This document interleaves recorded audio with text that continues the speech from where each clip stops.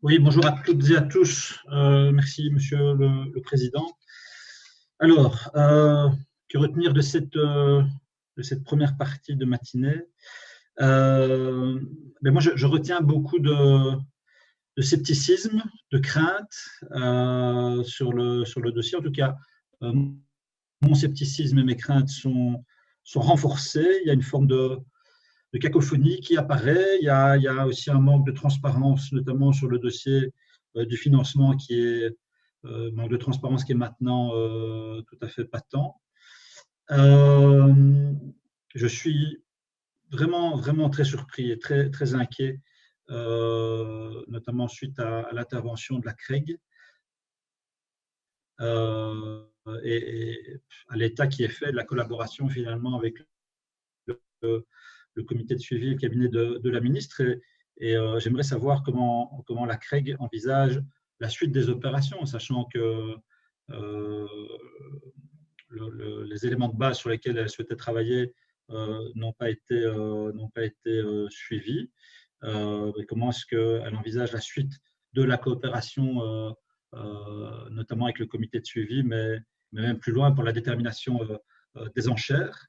J'ai entendu des doutes exprimés par M. Jacquet sur la validité de l'arrêté royal sur le volume, donc sur la validité légale. Est-ce que c'est bien comme ça qu'il fallait le comprendre? Le risque de voir exploser les coûts du CRM, qui, d'après la CREC, sont importants. Et puis, la question du timing. Et à cet égard-là, moi, je suis très déçu de ne pas avoir eu d'informations supplémentaires sur l'état d'avancement de l'arrêté de financement. Moi, j'en conclus qu'en réalité, depuis le mois de novembre, on n'a quasi pas avancé là-dessus. Et je rappelle qu'il ne suffira pas d'arrêter une option pour être quitte de ce dossier-là. Et je rappelle à cet égard-là un slide issu de la présentation de POC du mois de décembre, c'était le slide Next Steps, qui rappelait qu'une fois l'option déterminée, il faudrait encore préciser la manière dont l'impact sur le consommateur, si c'est cette option-là qui est choisie, serait répercuté en fonction de la consommation, notamment pendant les pics, etc. Donc, il y a encore énormément de travail et l'IA, qui exprime d'ailleurs son optimisme sur la possibilité de tenir les délais, Elia le confirme quand même. En effet, il faudra encore déterminer les modalités pratiques du financement et donc il y a encore énormément de travail. Alors, je voudrais, sur base de l'intervention du SPF, savoir si il serait possible de recevoir les questions complémentaires qui avaient été communiquées par la commission et éventuellement les réponses qui ont été apportées à ces questions-là. Ça permettrait d'améliorer la transparence sur le dossier. Est-ce que la Commission européenne a déclaré le dossier complet ou bien considère-t-elle que le dossier n'est pas complet? Alors, la question de l'enquête approfondie de la Commission européenne, est-ce que quelqu'un peut m'éclairer sur le timing, le délai auquel on peut s'attendre pour voir cette enquête approfondie réalisée et si ces délais sont bien intégrés correctement au timing global du dossier? Ça me paraît important. Et alors, je voudrais savoir, c'est peut-être une question pour la ministre, mais j'en aurai d'autres plus tard quand elle interviendra plus dans le débat.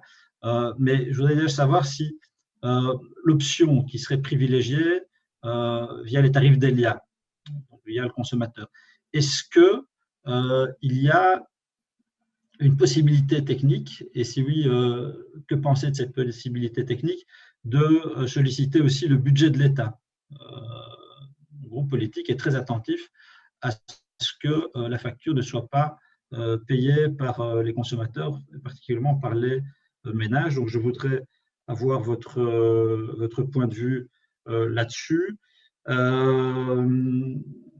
Alors, le délai de juin 2021, j'entends, mais on est presque dans l'ordre de la foi maintenant. Hein. C'est l'espérance, l'espérance presque biblique, hein, ou christique. Hein.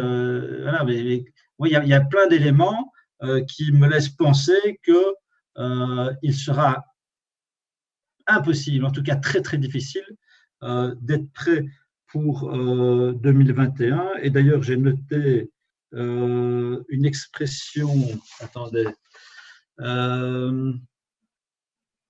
selon les, oui, je pense que c'était le SPF qui disait ça, sur le fait qu'on… Ah voilà, en juin 2021, pour un cadre stable avant préqualification des premières enchères.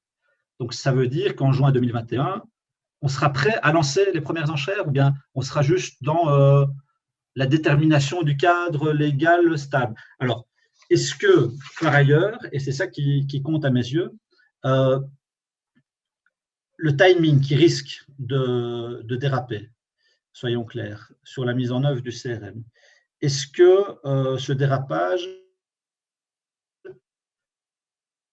risque, selon vous tous, de compromettre le respect du calendrier de sortie du nucléaire en 2025? Parce qu'en réalité, c'est ça l'enjeu fondamental, c'est ça le sens profond du CRM, même si en effet, ça a été rappelé par Elia, même en cas de prolongation, il faudrait un mécanisme de rémunération des capacités.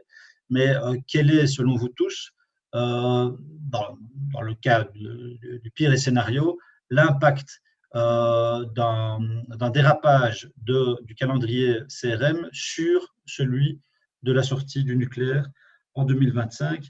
Voilà, en ce qui me concerne, pour premier tour de questions complémentaires. Je vous remercie. Merci, Monsieur le Président. Et merci à toutes et à tous pour ce débat riche et long. On prend l'habitude en commission énergie et climat d'y passer beaucoup de temps, mais c'est important. Alors, je voudrais d'abord, en guise de préambule et pour être parfaitement clair, je trouve parfaitement insupportable lorsqu'on exprime un doute, lorsqu'on exprime une forme de scepticisme, lorsqu'on exprime un désaccord, devoir qualifier cette expression-là de politique politicienne. Et nous avons le droit, et c'est un principe en démocratie, de ne pas partager le même enthousiasme ou les mêmes options, ou les mêmes points de vue.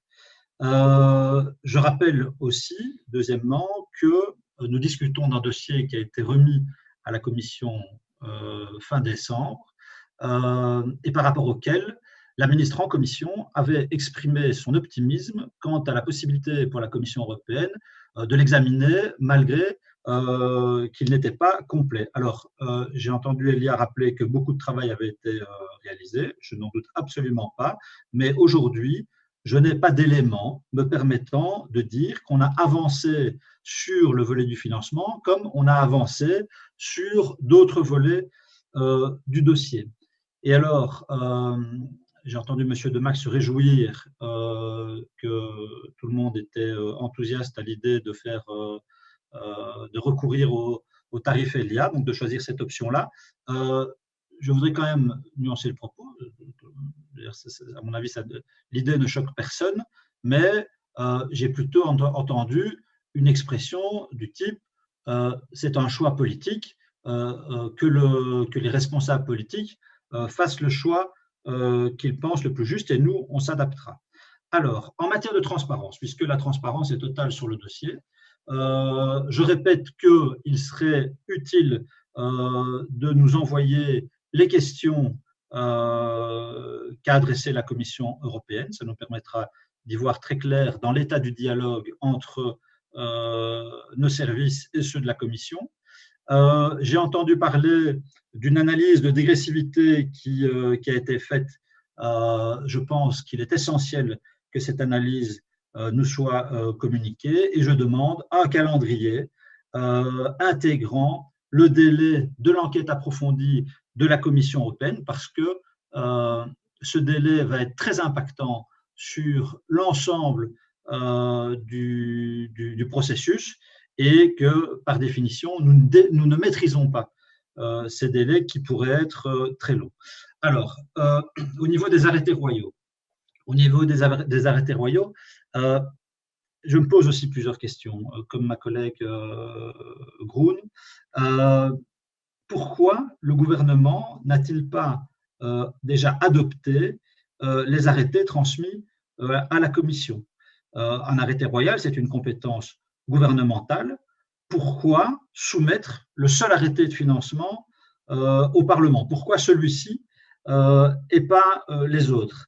Alors, est-ce une manière, et je pose clairement la question, qui est une question politique, est-ce une manière de renvoyer la responsabilité vers le Parlement pour ne pas prendre les siennes, ou est-ce le signe d'une absence de consensus politique au sein du gouvernement?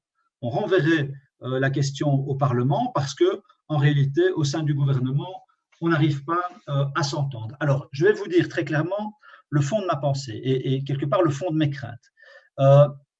Vous savez ce que je ne voudrais pas découvrir un jour?